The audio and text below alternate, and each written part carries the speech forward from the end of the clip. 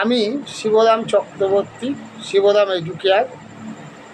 আমি আজ একাদশ শ্রেণীর প্রথম সেমিস্টারে বিড়াল প্রবন্ধ নিয়ে কয়েকটা অবজেক্টিভ প্রশ্ন তোমাদের দেব।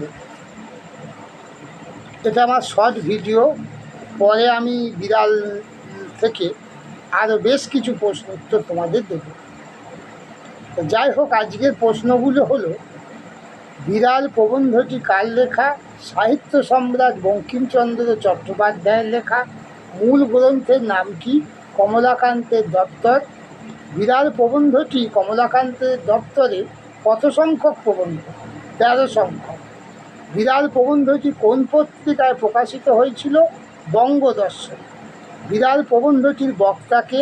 শ্রী কমলাকান্ত চক্রবর্তী।